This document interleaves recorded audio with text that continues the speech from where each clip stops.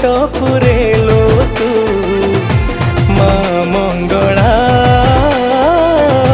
तो ना धरिले आसे मो शुभ बेला।